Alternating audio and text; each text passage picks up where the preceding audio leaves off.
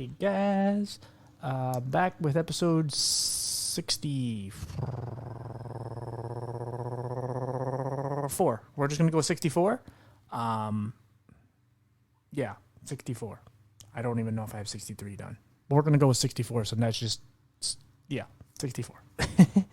Yeah, I'm gonna jump into it. A little of a longer episode, but it's okay. Just bear with me. This is the episode of noises again because there's a pesky ice cream truck decides to want to pop in, and the lawnmower, and I'm doing this intro after the episode, so the lawnmower's still here. So there's that. Yeah. So I want you to welcome our next guest, which is the delightful Krystle. Just a sweet woman, and she does a lot of great work. And you know what? I'm sorry, guys. So like the mic picks up everything, as I always say. So one of the things I bought are these like nifty. What do you want to call them? They're these like silicone like. What do you want to call them? God dang it! I'm messing this up. Oh, I'm ruining this podcast. Anyway, it's just like zip ties. There we go, zip ties. But they're like silicone but they're like magneted at the end. So you hear snap, and they're really tight. They lock in, and they're really cool, actually. And I'm going to use them for, like, my cables and stuff. And, see, I just did it accidentally. And, I'm so fidgety, so I'm, like, playing with it. So once in a while, if you hear a snap, that's what it is. Sorry. I got to keep my hands moving, especially when I'm listening. So I just want to, just let you in on the insaneness of just the insanity, of me, because I don't want to say I'm a lunatic, because that would mean I do a lot of really just ridiculous things, but you could make the case. We'll just say that.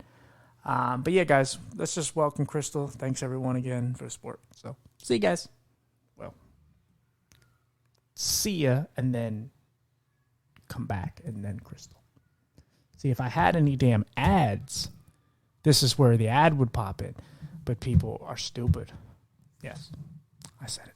All right, guys. Welcome, Krystle. All right, guys. We are back with another great guest. Again, I constantly are searching for these people. And weirdly enough, this person I messaged I was her first message. And, I'm always looking for good speakers and people that are good representations of our community as the, disabled community. So do you want to tell us, like your name, where you're from, and obviously what your condition is? Okay, sure. And hello, listeners. My name is Krystle Allen, and I am from Newark, New Jersey. I was born and raised in Newark, and I have a condition called pseudotumor cerebri, which led to me becoming legally blind. And I started losing my vision at the age of 16. Oh, wow. Okay. So, what, again, can you tell us a little about what that condition is? Because there's so many different eye conditions and they all do so many different things, even though it's a small area. But what entails, like what's the details about your condition? Okay, no problem. I'll share that. So I'll kind of rewind back to the root of before this condition, actually. Sure. So, since I was 5 years old, I've had a skin condition called eczema. Right. Some people are familiar with it. Right. There's different variants of eczema, like rosacea, psoriasis, and pretty much eczema is asthma on the skin, dry skin, irritable skin, and there are more severe forms of eczema, and then there's mild forms. And over time, my eczema became severe. At 11 years old, I could not walk for a whole week because of my eczema, because my joints and my knees locked, and it was like so painful to try to straighten my legs because my legs got infected from my eczema.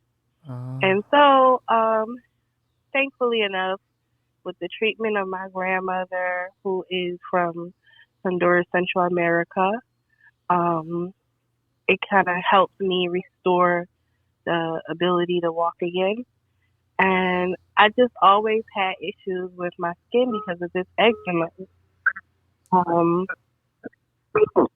so I did not wear shorts. I was not comfortable with my skin because sometimes it would be patchy, itchy, dry, and just horrible. Right. And I saw so many dermatologists to treat my skin up until the age 16. My aunt who lives in Brooklyn. Her daughter had eczema, and hers wasn't as severe as mine, but she was being treated by this dermatologist in Brooklyn in the Bedford group, which his name just so happened to be Michael Jackson.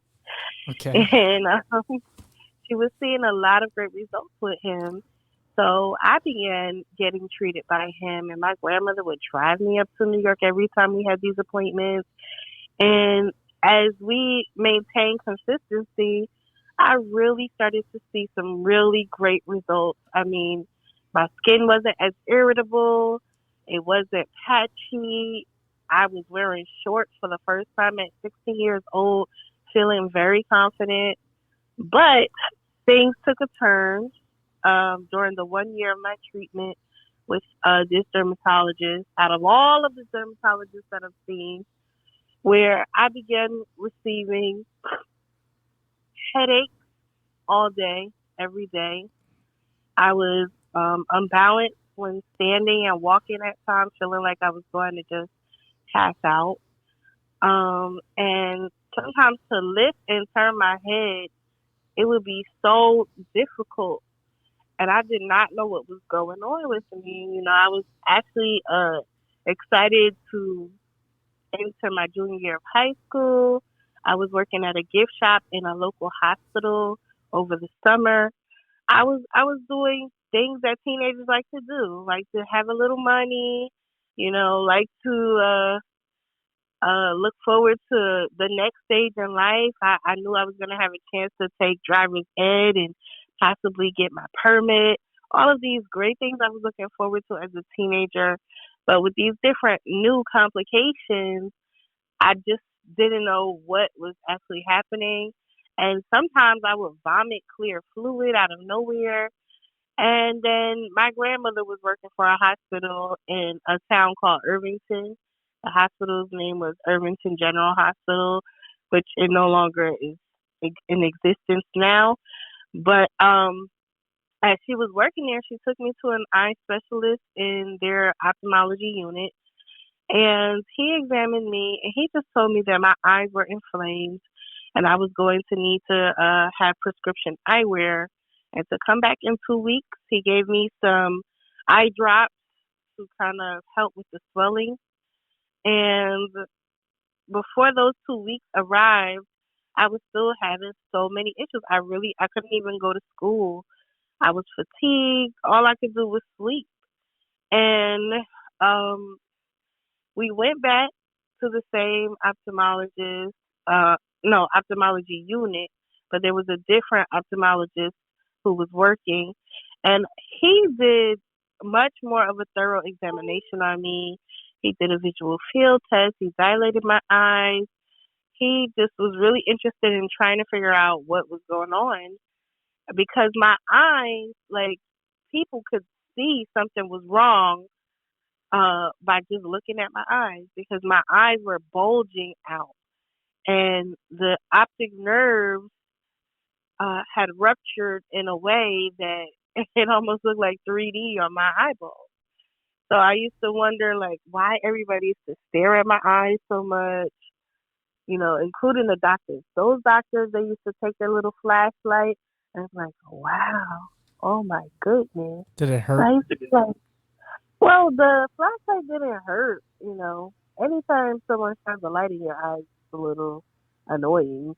But Well, I asked because it, mine are super sensitive, and the first time like a doctor tried to do that to me, I sneezed all over him. oh, I know, yeah.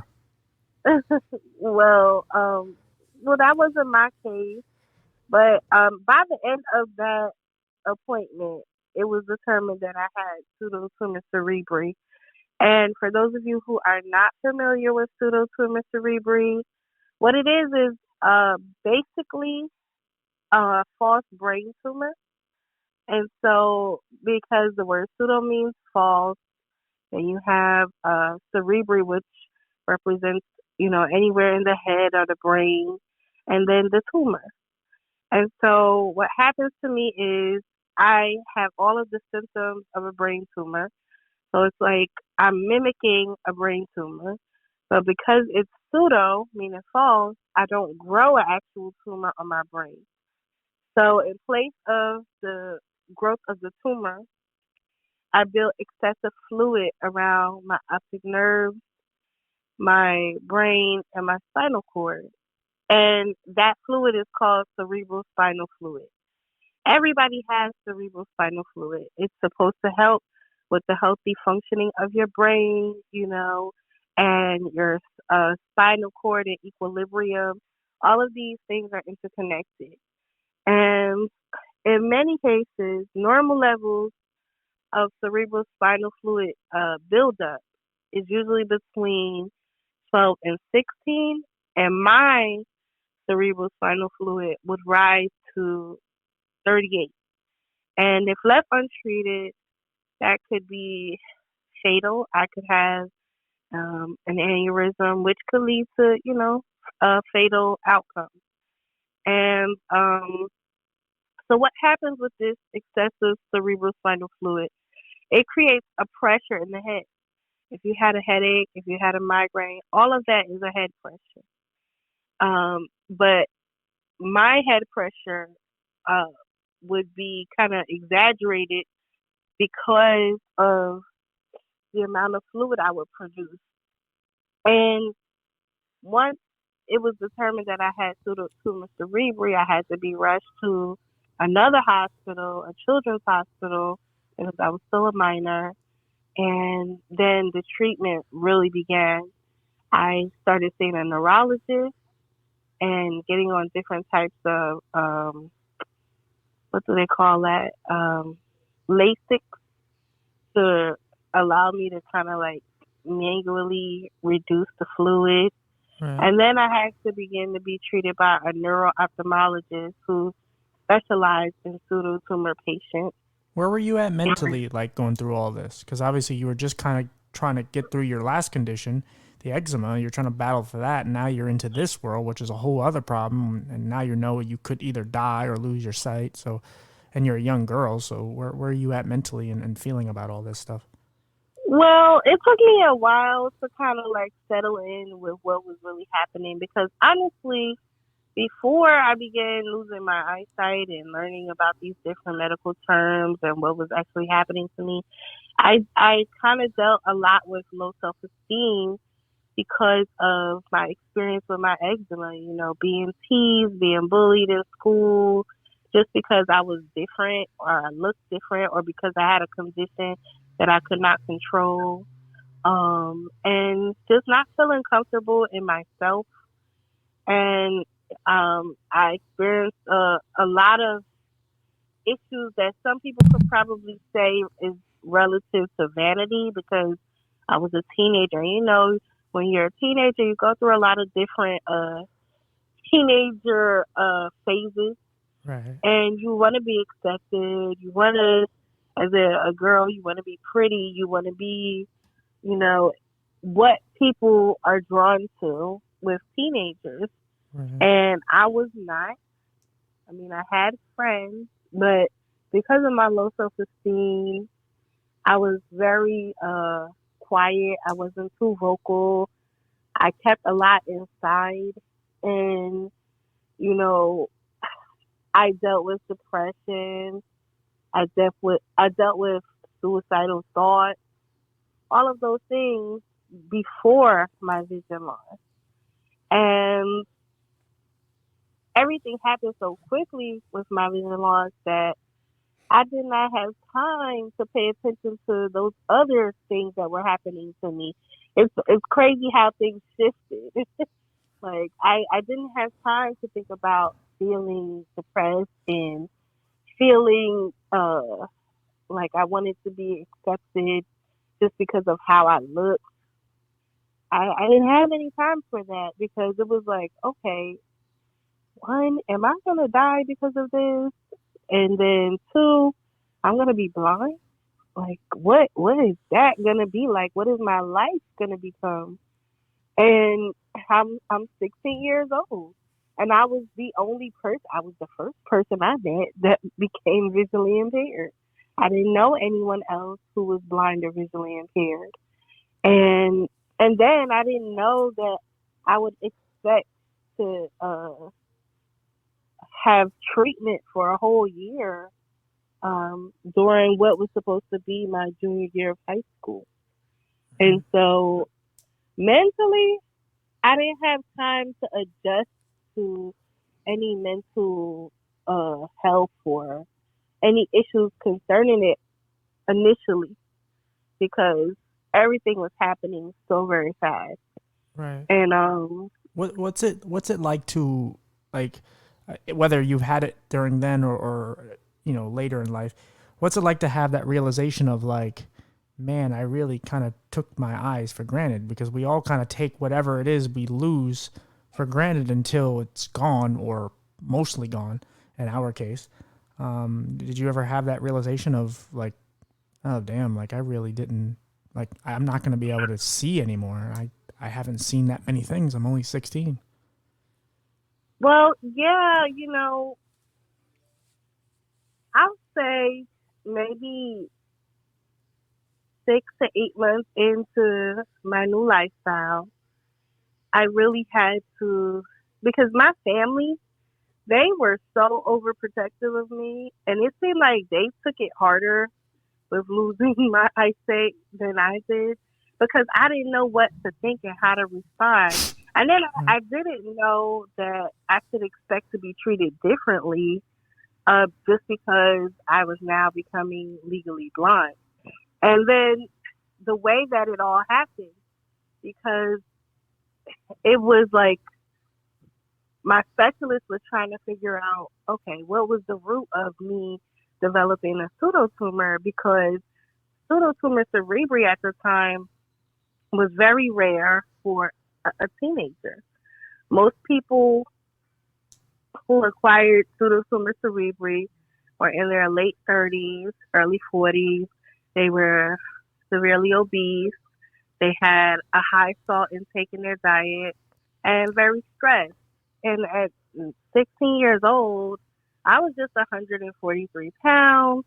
I didn't have a high salt intake in my diet. I wasn't in my late 30s or early 40s or anything like that. And so my specialist decided to investigate my prescription history. And when he received the results of my prescription history, he learned that 7 out of the 25 medications I was prescribed while being treated by the dermatologist in New York contained a tetracycline. And the tetracycline reacted as an overdose in my body. And so that is what formed my pseudotumor, which led to my vision loss. And so to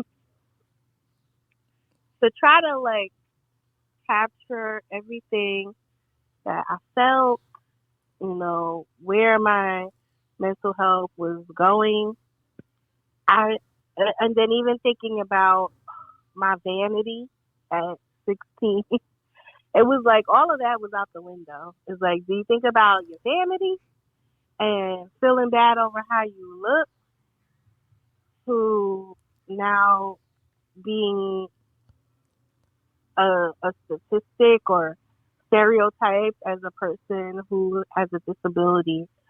And Right. it was time for me to really transition into what my new lifestyle was going to be. I think you also, like when I was asking, I think you also kind of, like you said, you took 6 to 8 months to realize. I think you kind of, because I think, well, I was very young, so it's different for me, but there's parts of my life where I kind of was very numb and in shock. So I didn't really have much time I wasn't in that mindset to be able to realize it. And then when some things do happen, and when I do finally realize it, it might be months later, and it's like, oh shit, like it's just, you kind of get numb to it after a while, and then it just at some point later in life you kind of realize it, and it's weird, but a lot of times the people around you take it harder because you kind of have to be the strong one, even though you're the one that's probably the most affected because you're the one that's dealing with the problem. But yeah, go ahead. I'm sorry. Yeah.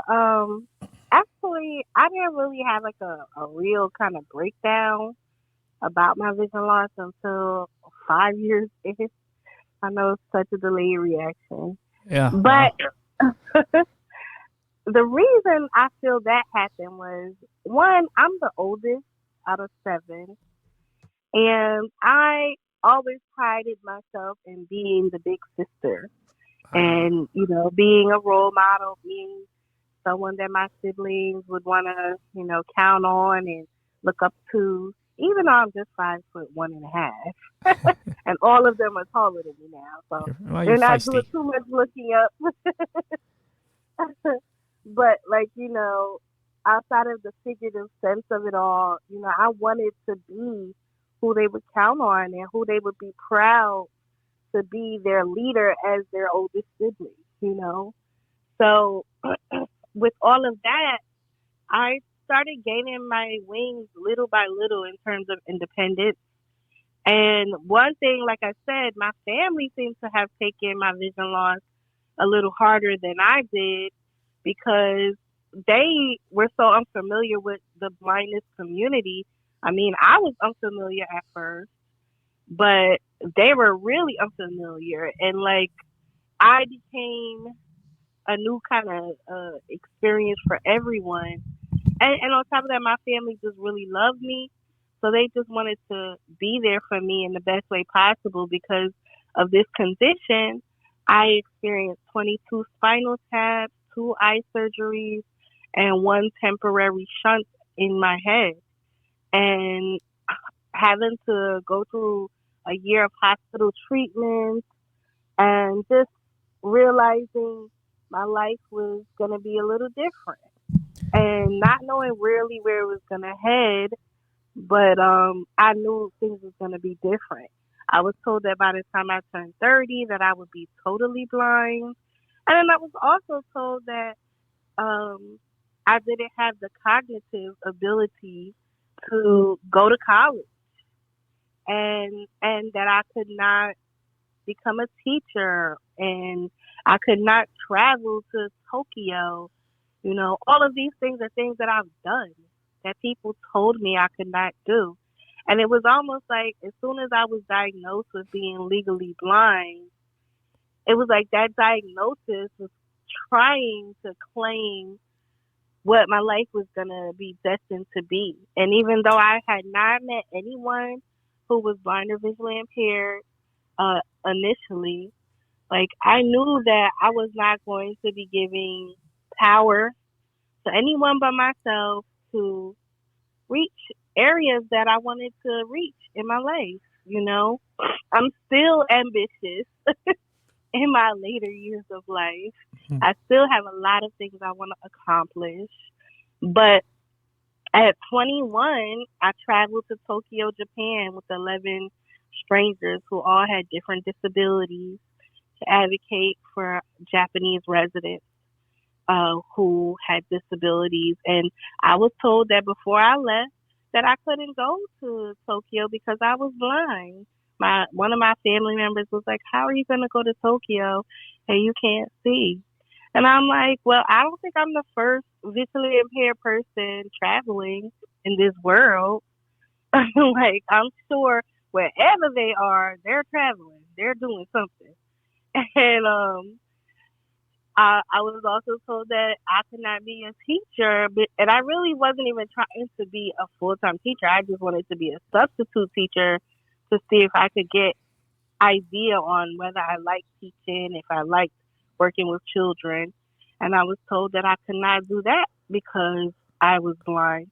And then I became a substitute teacher certified from kindergarten to 12th grade.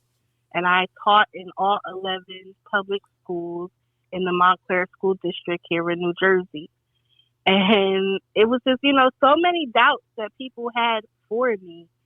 that I kind of like debunked because one, it was something that I was ambitious enough to want to experience, and two, like when people tell me I can't do something, it's my motivation to myself to show them that I can and that I will, and that whatever they have to say is not going to determine my outcome. And, adjusting to vision loss is a continuous experience as long as we live. People will have success, people will have challenges, and some people will be a little stagnated for some time because adjustment to vision loss is a part of one of the stages is grieving. It's like losing a loved one, losing your pet. It's losing something that's a part of you.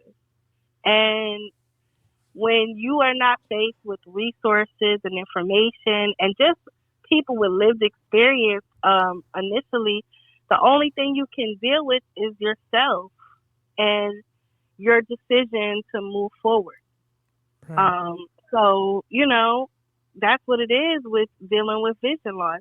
And I'm legally blind. I can see hand motion and light in my left eye. In my right eye, I see out of my peripheral, which is actually all around the eye. And it's very blurry.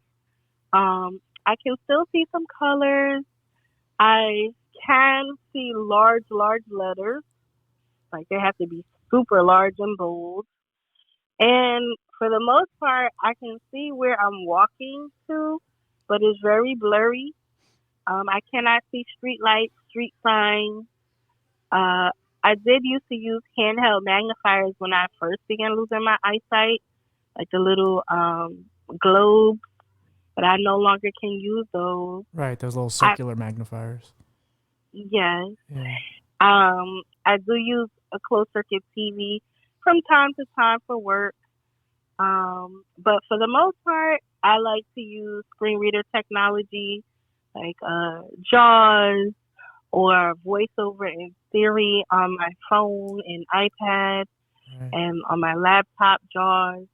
I do use a cane for mobility because that's a whole nother story in my adjustment to vision loss because when I first started losing my vision and I was introduced to what orientation and mobility was, I was hesitant because I knew I could still see. And I didn't understand what it meant to be legally blind. Because I'm like, okay, how am I legally blind when I can still see things? Right. Is it And the word blind that kind of triggered it for you?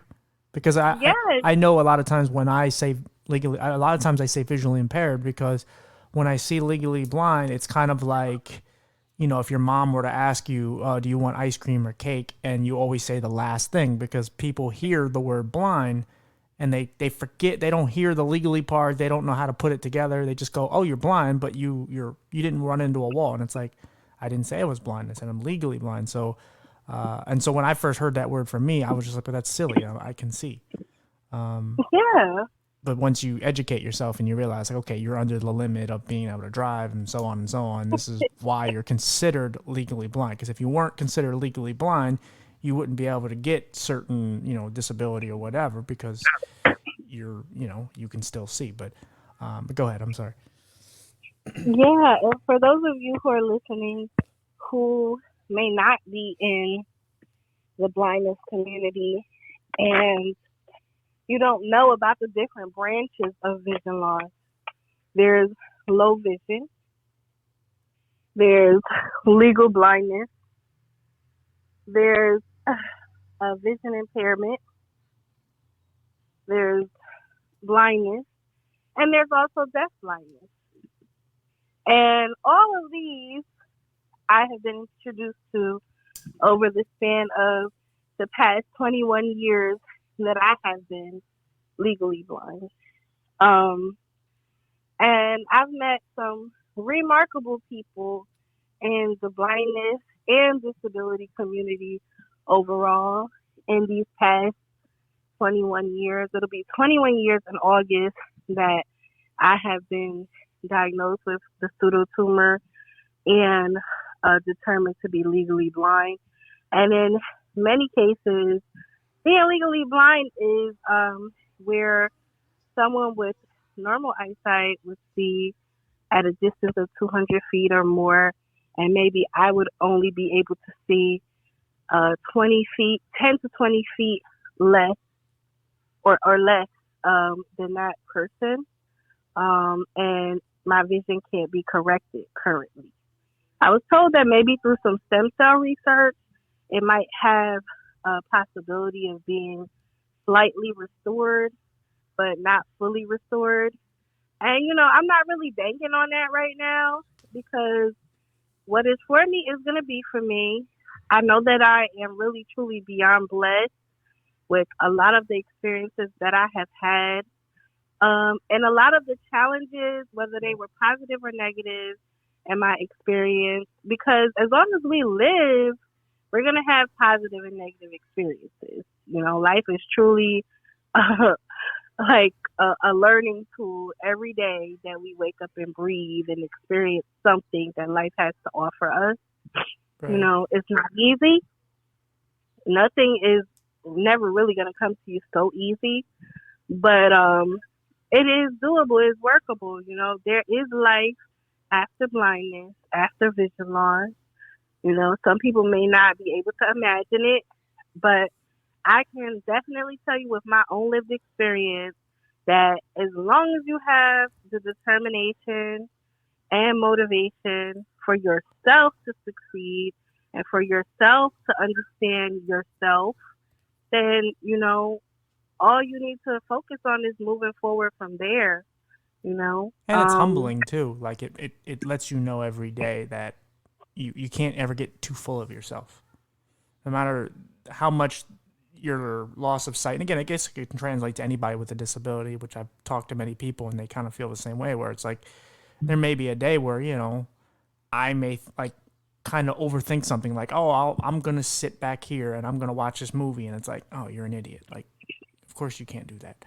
Like, it just lets you know every day when you kind of get a little too big-headed or conceited or whatever it is. It kind of brings you back to reality and you just goes, oh, hey, that's right, you have this. Now, it could break you, could make you sad and so on, and that's fine too, but, it always kind of brings you back to, like, okay, like, this is me. And, once you kind of, get comfortable with it, if you can, most people maybe don't or do, but yeah, it can really make your life better when you can kind of just come to terms with it and just go like, yeah, all right, this is me and this is just the rest of my life.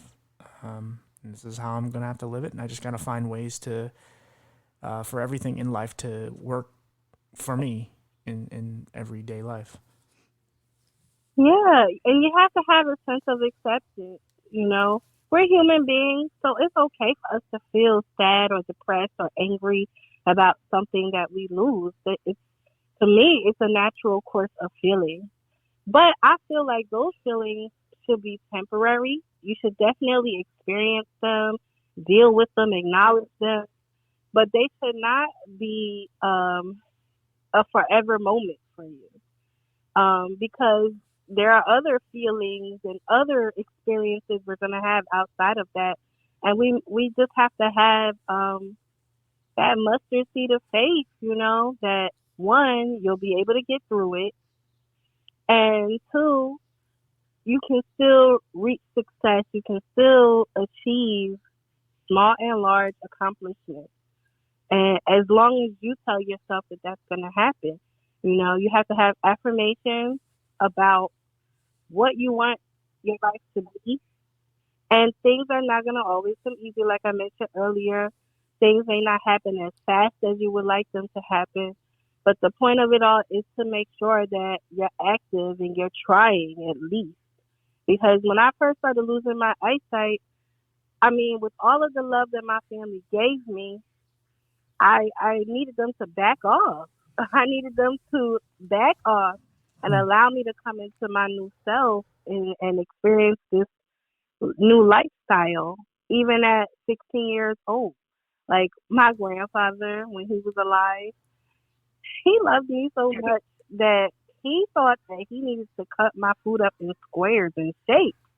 And I was appalled. I was so appalled.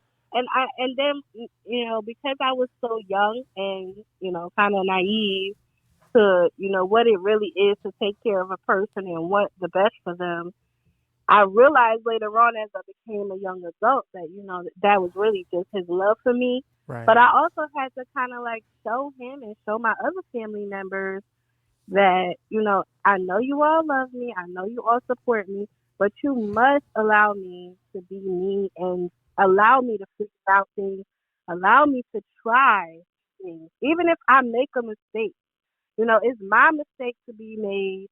And one thing's for sure about making my mistake, it's going to be an opportunity for me to learn how to do it a different way once I make the mistake. I'm not going to do everything in some kind of sequence of chronological order, and it's not going to be coming out perfect. But because I'm now a person with a disability, I have to try. I have to realize what I'm able to do and what I might need to ask people help with. Because that's another thing with the humility of, you know, becoming a person with a disability later on in life. You do have to own your story and you do have to figure out what you want to do. But you also have to remember that you're not the only person living in this world and that there are still people who are out there who can help you, whether they're friends, family, or whomever. And you just have to remember to use your mouth to vocalize that, hey, you know what? I did try to do this several times. So let me just ask somebody for some help. Right. You have to be okay with asking for help Yeah. Okay. at some point. I mean, there are people that are going to judge you, but then there are people who literally just don't understand what you're going through. And if you don't speak up about it, they'll never know. And so whether you think they're ignorant to it or not, it's just something they don't have to deal with or they don't know anyone like it. So it's like there are times that people genuinely have a good heart and want to help you, but if you don't explain your situation and go in depth on what you're going through, then they're probably not going to be able to help you properly. Yeah, definitely. And then you are, as human beings, we have the right to revoke that whole explanation point. Because honestly and truthfully, you're not going to always want to explain your situation to someone. But, when you feel like you're having those moments, allow yourself to decompress. And then when those teaching moments come again, because honestly, the more that we share with people who are not like us, who are not in our experience as people with disabilities, the more that we share and the more awareness that we give them, the more understanding comes into play. Because people with disabilities have been around since humanity. And it's really baffling that, we're still kind of like the last thought in a lot of conversations and a lot of decision making, in today's society. And, in areas that really affect our lives, like education, employment, being an adult, housing, all of these areas that are major areas in our everyday living, but when it reflects our lifestyle as people with disabilities, we're really like an afterthought. And that's to me really mind boggling because there are so many people, especially now with the pandemic, who have become people with disabilities. The Yep. population of people with disabilities have increased immensely since this pandemic.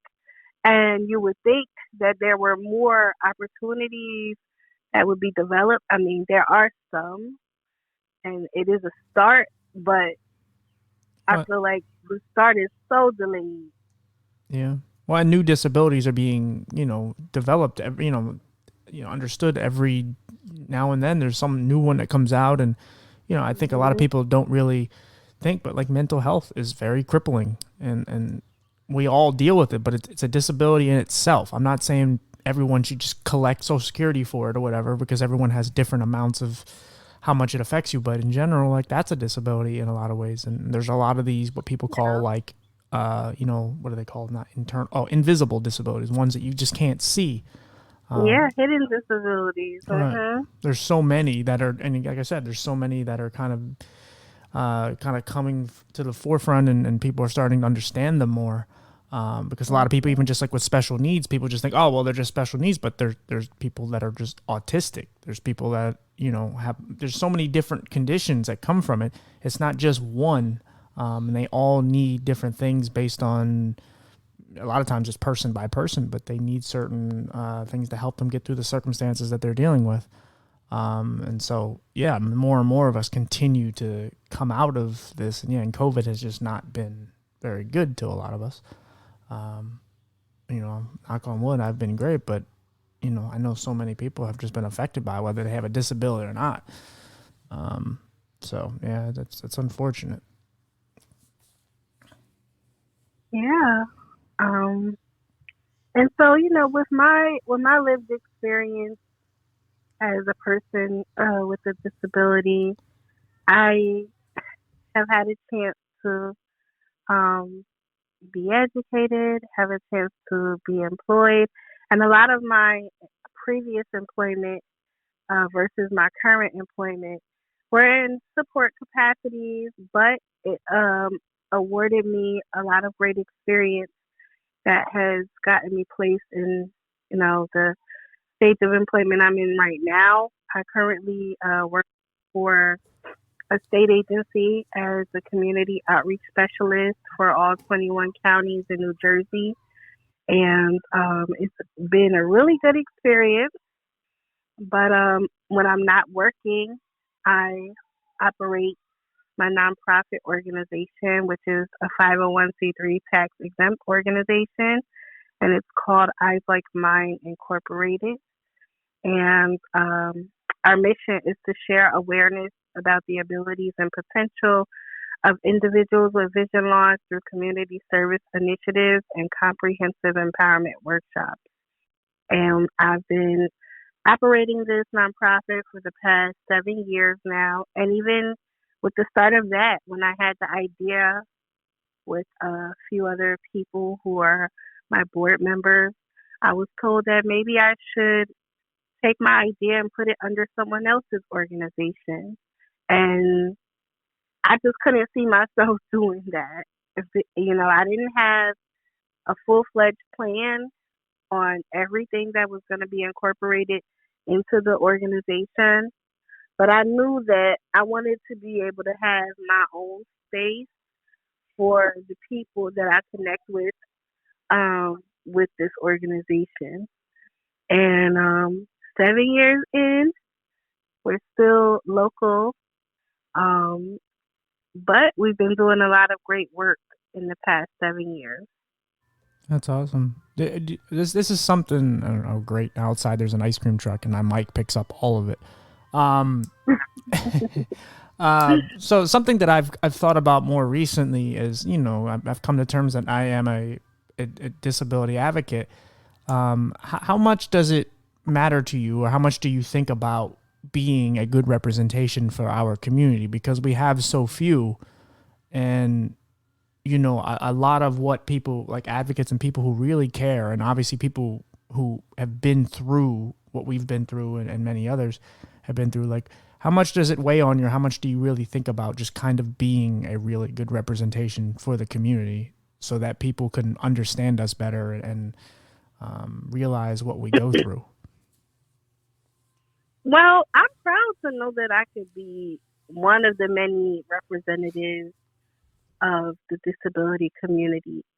My advocacy started with, of course, with myself, with my lived experience. And then a lot of my lived experience has been poured into my organization.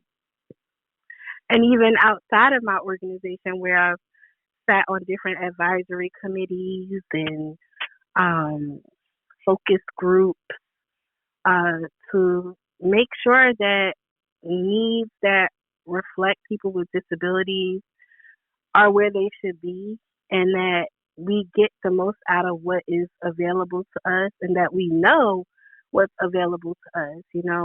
Social Security is not the only resource that people with disabilities should connect with. I mean, it's definitely important, but there are so many other areas like adaptive technology, employment, inclusion in communities, all of these different areas that affect our lives.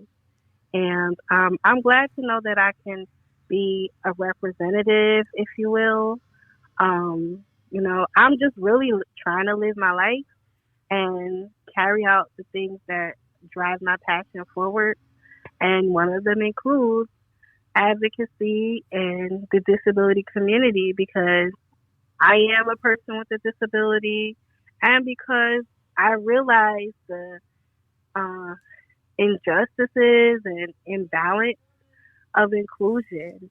And, this is something that I don't know how long it's going to take for us to become close to the forefront of conversation. I mean, I do see now with all of these different diversity campaigns, Amazon, a lot of other corporations are trying to be a little more disability friendly in terms of like their hiring processes and their equal opportunity employment, labels and plans and such. But to represent the disability community, just one out of the many, I feel good to know that my ideas have led me to many different spaces to be able to do that. From doing collaborative work with my mayor, who is the mayor over the largest municipality in New Jersey, to local community influencers, and even collaborating with other nonprofit organizations that might not be disability centered, but they are open and welcoming to making sure that they are inclusive and making sure that they have proper accommodations in place should there be a person with a disability who needed to have that equal access. So I'm really proud. Yeah, you should be. I mean, like I said, I just started thinking about it just because I know, that people now hear my voice and being someone to, for everything I say, it can hold some weight, regardless of how big I ever become or don't become. I know being a good, person out and showing that what we can do, everything I do can matter. And I never wanted to be a person that gets in the way. I want to show and spread the light and show what we can do because there's so much we can do, and people put so many limitations on us and never really allow us to shine the way we really can.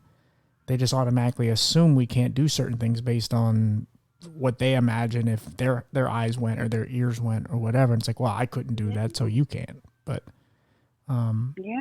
but being a And then person, go ahead, sweetie. Go ahead. honestly, what you don't know, you just don't know. And some people who couldn't fathom being in our shoes, like once you get into this position to be a person with a disability, it's a lot of figuring out we have to do, truthfully, and a lot of adjustment, a lot of acceptance too. So you can't really like base your perceptions on people with disabilities just because you're not in our shoes. You know, there Yeah. could be a time when it could be you or it could be someone close to you, and that's where you would need to know about these different communities and these different resources that are available to support the success of individuals with disabilities. Individuals with disabilities are not just on Social Security, are not just sitting at home waiting for someone to take care of them. There are leaders in the community. There are businessmen and women. There are fathers and mothers and really influential people in the disability community. And, where there are people who are still kind of in their figuring out stage and they're still going through the challenge of depression and defeat and grief, there are, another side of our community that's really out there in the trenches and trying to make it happen, trying to make a way for the next person that follows them. Right. Yeah.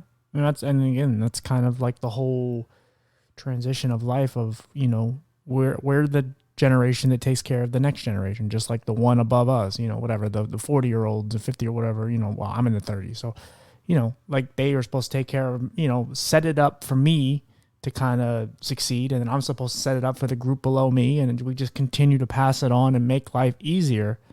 And that's why we continue to strive for things like, obviously getting a black man in the White House was something, obviously passing gay marriage, like things like that. If you want to make strives to fix these problems, you know, you have to be the kind of the start of it.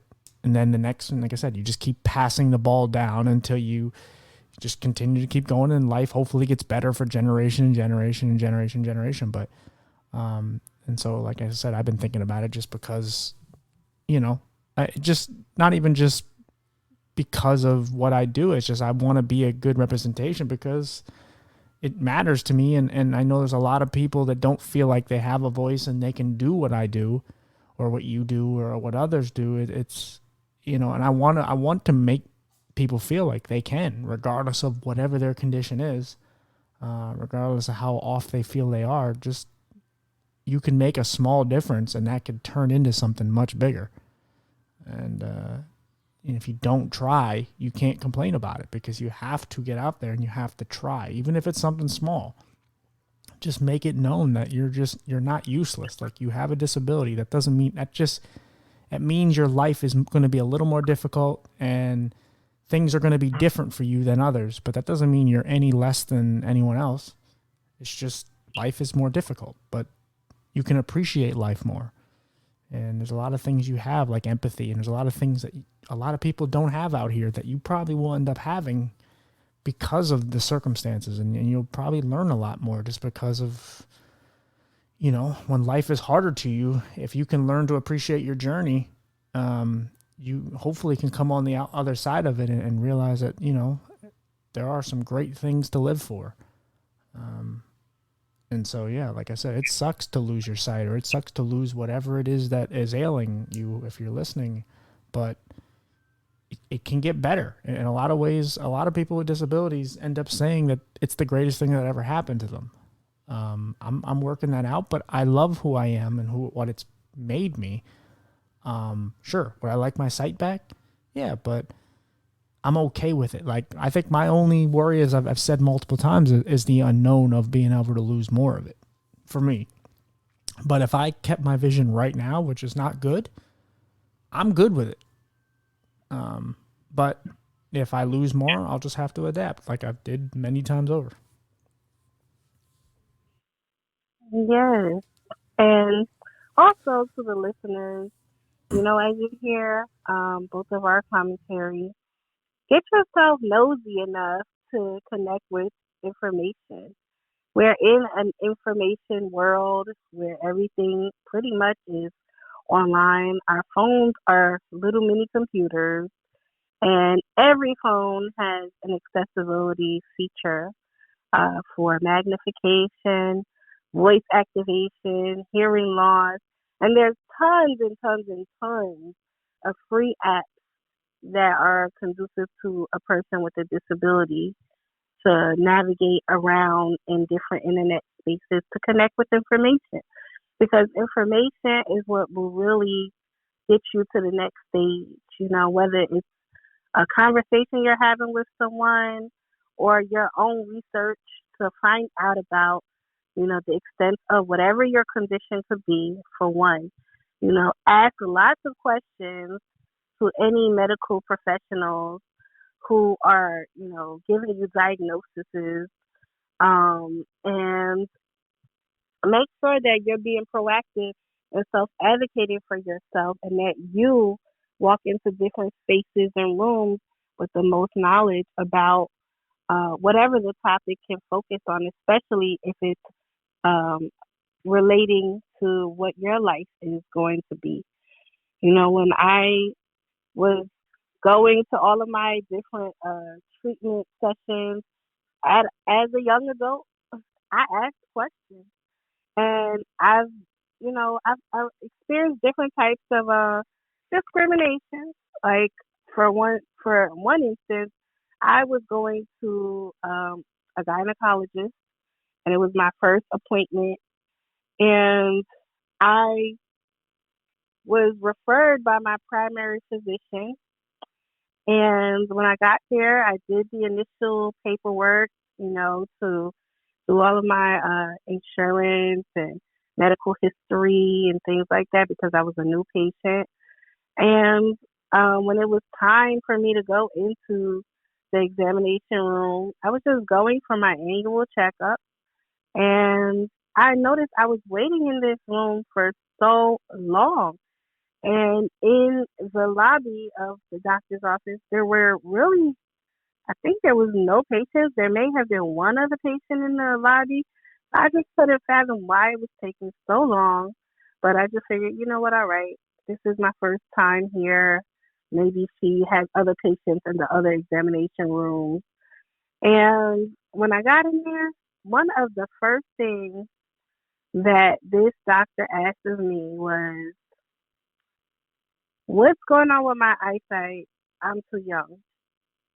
And I was so shocked by her.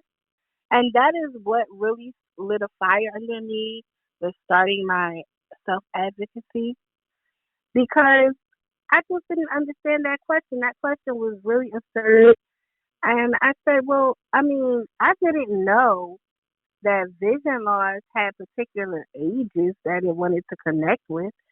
You know, someone could be born visually impaired or blind, and someone can begin losing their eyesight later in life for various reasons.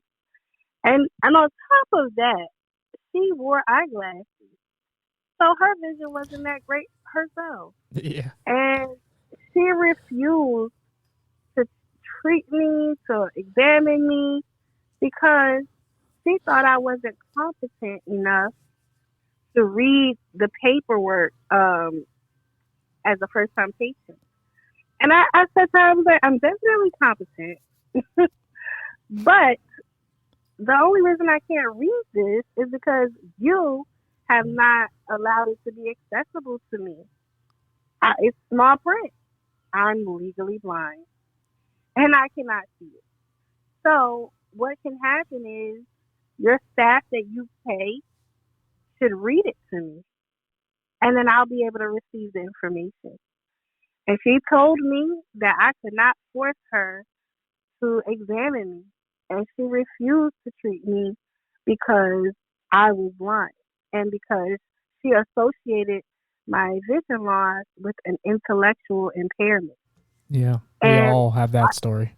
and it just was so like bothering to me because I just didn't understand. I was like, well, what does my vision have to do with the GYN? Like, those are two different organs, Right, right. you know. And so what I did was I walked to my civil rights office because I was so fuming, heated, and I explained the scenario, and it led up to us having to have a mediation meeting. And the outcome was that one, she had to go through some training, and all of her staff members to be inclusive of patients who have disabilities. She had to have certain certifications placed in her office, and she had to also donate to a charity of my choosing because of her discrimination. Now, to me, I feel like I guess that's all that could have been done because it was her word against my word, and I was independently going to my doctor. But, if I would have just stayed angry and not said anything, I mean, nothing would have happened, and she wouldn't have realized at all who she was really dealing with because I think she really thought that I had an intellectual impairment and Right. I didn't know, that what she was doing was discriminating against me. And, it opened her eyes to something different because these kinds of stories, whether it's an outcome like this or an experience like this, it's so very important that we advocate for ourselves and our rights because and we know our rights too Right. because Well, and the the end majority of result isn't always important. The fact that you did the right thing, like you spoke up for yourself, and you know how many people did. I mean, maybe you're the first person she did that to, or maybe you're the 10th, but at least you yeah, stood up for yourself. And like I said, just because, I mean, you basically became a nuisance in her life because you made her have to do some things she has no interest in doing. And maybe you changed her mindset, maybe not, but again, you still stood up for yourself, so you did the right thing, and it looks good for people with our, you know, with a disability. The fact that there are people that aren't going to take it, and you know, we want people to take us serious. yeah, and it just starts with a small act to the largest act. You know, people all across the world are um, involved in different platforms to advocate for people with disabilities. So if it's something that's just direct to you or something that can be, you know, reflective of a collective group of people, then, you know, just start somewhere and become knowledgeable about what's right and what's wrong, what's inclusive and what's not inclusive, because it's important that our voices are heard and our stories are told. Um, because there will always be someone who comes after us, and there will always be someone who will need to have the same access that we had. Right. Absolutely. Do you have any? Like towards the end, I always like to ask the guests to like. I guess we'll be very specific with this one. Do you have any advice for anybody who's, you know, was a, you know, kind of in the beginning stages where you were, you know, a young Krystle who, you know, maybe in a sense, the death sentence of, hey, you could lose all your sight or you're gonna lose most of it. Do you have any like, I don't know, advice for someone in those shoes where they're, you know, obviously worried, they're, you know, a plethora of emotions is running through their head. Yeah, sure. I just want to say to those who might be feeling confused, worried, negative, or whatever it is you could be feeling right now, and whatever life transition you're experiencing, it doesn't have to just be vision loss or disability. We all go through different challenges every day, but just know that you hold the power to your destiny. You are powerful. How you feel matters, and this is not going to last forever. You know, whatever situation you're in, whatever feelings that you have that could make you feel like, oh, it's over. This is all I have in life. You really cannot predict what your outcome is going to be because when I was 16, I did not know that I would experience all of what I have from traveling across the world with 11 strangers to now running a 501c3 organization and working at the same time, you know? And as long as you have the will and determination, and I'll quote Mariah Carey, if you believe in yourself enough and know what you want, you're going to make it happen. It's an old song, Make It Happen by Mariah Carey, but I love it because that verse really is a powerful line. And it's true. Believe in yourself and then get up off your butt and make it happen. Because if you don't start, then it can't get done. And then another, if you have ambitions and dreams, whether it's entrepreneurial or whether you're just trying to do something to have a different experience, don't allow your doubts to be bigger than your dreams. You know, don't allow defeat or the unknown to define where you're going to be going because you never know. You might shock yourself. So have that open mindset. You know, it may sound easier said than done, but create a routine for yourself where you are affirming your life to succeed. Absolutely. one final question is, so you invited me onto your show. What does it entail, and you know, like what is your kind of your goal with it? So there are a series of programs within my organization, Eyes Like Mine Inc. And one that has been very impactful out of the many is a peer support group call that I host every Sunday, along with some faithful volunteers and interns. It's co-facilitated by a gentleman who is very new to his vision loss. His name is Anthony Orapesa, and he's enrolling into his first year of college, as well as another college student out of Tennessee. Her name is Chidiogo, and she is originally from Nigeria. And what we do with this peer support group, last year during the pandemic, we had to transition a lot of our programs to the virtual aspect, just as many other companies and organizations and groups. And we were able to introduce a swelling of over 80 speakers to our audience from all over the world, from as close as New Jersey to as far as Jamaica, Nigeria, and Russia.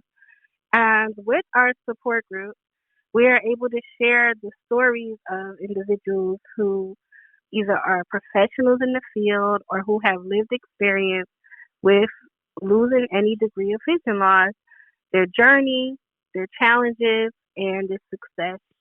And this platform is to empower our listeners and our attendees of the support group, men and women, to be their best selves and live their best lives. And we do this from 2 p.m. to 4 p.m. Eastern. It is on Zoom, so you can log on or you can dial in. There's a telephone number function. Um, you can find more information about this and other programs that we're doing by going to our website, which is eyeslikeMine.org, or you can follow us on Twitter, on Instagram, on Facebook, and YouTube at the handle at Eyes Like Mine Inc. And then you can subscribe to our newsletter that we distribute, ever so often. We just recently distributed a newsletter yesterday. And if you go to our website or our Facebook page, you can insert your email and subscribe to our newsletter because we share a wide variety of information about what we're doing, as well as information that relates to just general resources and information and other disability focused organizations. So I have invited um, TJ, should I say, or should I Yes, say your that full name? yeah, no, you're Okay. good. I mean, they know my full name, but yeah, that's fine. Oh, okay. All right. So I invited TJ to come on and speak during the month of June because this month of May we are focusing on women because it is Women's Health Month along with Mental Health Month, and we talk about a variety of topics. And sometimes we do have different interactive games and contests during our peer support group just to keep things lively. And it's an opportunity to just share your platform, to share your story. We have anywhere between 1 to 4 speakers on at a time, and they all have different perspectives, but it leads up to the one common denominator, which is being a person with a disability. And anyone who's listening can always feel free to log on. When we're not doing our peer support group, we host an audio book club on Saturdays, and it's between 5 to 6:30 p.m. Eastern, and it's also on Zoom. Everything we're doing is on Zoom, and if you're interested, we shared our book list for the rest of this year to connect with. So we usually read the book before the scheduled Saturday, and then we come together and we connect and exchange dialogue. All of our books that we select are usually audio books, but if it's a person who likes to read books, and actually read the large print or whatever print is conducive to their eyesight, They're welcome to do the paperback if they want, but we deal with the Audible platform or Bard, the app, to listen to any audio content. And we also have a pageant that we're throwing. It's the milestone year of our pageant, and it's called the Miss Blind Diva Empowerment Pageant. It's in its fifth year of operation, and we've had a total of six title holders who are women that are from different parts of New Jersey and different parts of the U.S. And every year we do this pageant. We're accepting applications currently, and people who are 18 and up can apply to our pageant this year. And we place emphasis on the word empowerment because that is what we're focusing on. It's not a beauty pageant, it's an empowerment pageant. And there are a series of different seminars that the women experience before the finale day, which our pageant is scheduled for October 2nd this year. We also have a resource fair that we host every year. And this year, for the first time, we're having three resource fairs. So we had the first one this year on March 26th, which was virtual for the first time. And then the second one, in observance of the 88th anniversary, we will have it on July 26th, which is actually the date that the ADA was enacted. And then the third one will be on October 26th. We're doing a lot of different things right now. I can We're tell, actually, yeah. this Sunday, we're going to be having a live blind hockey clinic at the Prudential Center in downtown Newark with a few different blind hockey leagues and the New Jersey Devils hockey players, where we will do a clinic to teach people who are visually impaired or blind how to skate. And then we'll have a clinic with the actual blind hockey experience. And that's going to be on May 23rd. And then we're doing a fundraiser. If you ladies and gents like a little bling and you heard of Swarovski crystals, we are doing a fundraiser with Touchstone Crystals by Swarovski up until the end of May, where you can purchase a Swarovski crystal item, and a portion of your purchase will be donated to the organization out of the accumulated sales by May 30th. So all of this information is on our Instagram page. It's on our newsletter. And we have so many more other things to come that we are doing. June 13th, we're going to be celebrating the fathers who just so happen to be blind and visually impaired with an event we're calling the Toast to the Dads Men's Circle. So it's a lot of different things that we're doing, and we hope that you can connect with Eyes Like Mine Inc. or share the information with another person who can connect with us, and, just stay connected with us. It's Mental Health Awareness Month. So any of you who may be experiencing social isolation, tomorrow, the New Jersey Commission for the Blind is having their monthly community connection call, and it's from 10:30 until 12 noon, and the topic is going to focus on mental health. It's entitled You Are Not Alone, and it's a teleconference line. So all you have to do is have some time between 10:30 a.m. and 12 noon to dial the number 1-888-808-6929 and use access code 648-6149 to connect. There'll be a host of about 7 speakers who will speak from different perspectives, men and women, some who are visually impaired and blind, and some who have other disabilities. All of them are professionals, and it's a way to connect with information and resources that represent mental health, that represent the stereotypes that are placed against mental health, and how people can be empowered in spite of any mental health experience that they are having, especially now during this pandemic. The pandemic has tested so many people's mental health. Absolutely. And it's so important that you connect with the resources that are available. 100%. Yeah. Again, thank you, sweetheart. Thank you for doing this. As I said, we're definitely gonna keep in touch, and we'll when the episode gets close to coming out, I will ask for all your information. I will get your website and all that. We'll put it all in the description. But overall, yeah, thank you again just for doing what you do, and like I said, it's well needed, and yeah, again, like I said, thank you. Oh, yes. Thank you most definitely for inviting me and allowing me to share my story and my platform. Yeah, like I said, we're going to connect, and, we'll figure out when I'll come on your show, and like I said, we'll just keep in touch and help support each other, and hopefully we'll, do some good and make a real difference in this world.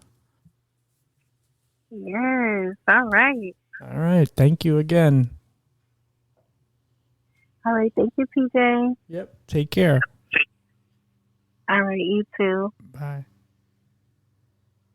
All right, guys. That was another good one. Yeah. I sorry. I just kind of spaced out. Sorry for the ice cream truck. Of course, he wanted to come through at this time. Of course, I'm sure every kid in this stupid neighborhood was just, look, ice cream. Yeah. Anyway, it's whatever. Sitting here loving up on the sweet boy's name is the bullet. Let me see if he'll purr. The mic's too far anyway. I got to pull the table over. I'm just being lazy. But he's peeking his eyes out underneath his paws. He's just such a sweet boy. He's been sneezing a lot lately. I think it's the pollen. So it's not just me. So now we're both allergic to this stupid shit that continues to be produced every year. And I hate the hot weather because that's when it starts to come. And I just don't like hot weather. And the sun and I are mortal enemies. I'm basically a vampire. Anyway, yeah, like again, that was another great episode. Like I said, I don't know, man. I keep finding so many good people, and I'm very happy to find them. I mean, I'm not, I guess I should toot my own horn, but I really do take time to find these people. It's like some just kind of naturally happen, and I just say hi, and I kind of know where it's gonna go. And like with her, I didn't know. We just, I was the first one to ever reach out to her. I didn't know that until she told me off mic, and I thought maybe she was on there for a while and she's been doing a lot of these interviews, but no. But I was very grateful to get her. Like I said, she's well needed for our community, and I know she had a lot to promote and a lot that she was talking about. But again, these are the type of things that we need, and it cannot be just brushed over and just forgotten about. So yeah, again, I continue to keep finding people. I got more lined up, and we're just going to continue to do this, guys. Like I said, if you know anybody this can help, please share it with them. If you know anybody would like to be interviewed, please reach out to me. Mainly, my Instagram is myblurredopinion, or at myblurredopinion on Instagram, obviously. Want to get a hold of me on Facebook, it's facebook.com/tjwest.96. The .96, I don't know why it's there, but apparently they do that for just to kind of market it's yours, just something to make it different. I don't know. Either way, I'm sure I can change it, but that's what it is. Yeah, I almost gave my number. I mean, not that I care, but whatever. But you know how many crazy people out there, and there's always one person listening that's just like, I want to find him. I'm sure I pissed somebody off. I've done a good job that I guess I shouldn't say I've only pissed off 2 people. I guess I pissed off 3. But 2 people that I cared about. One person was just an insignificant person. Oh, look, there's the lawnmower.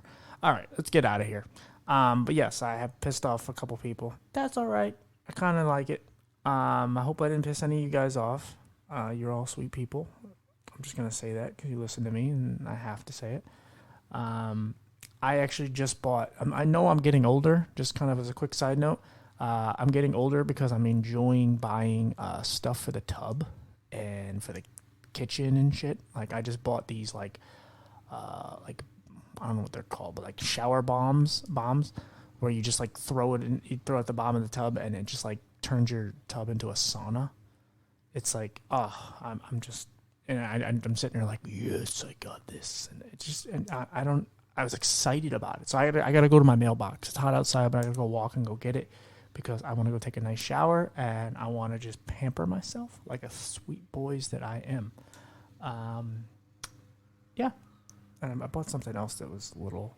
Oh, and I bought a little board where you sit your clothes on and it helps you fold it like properly.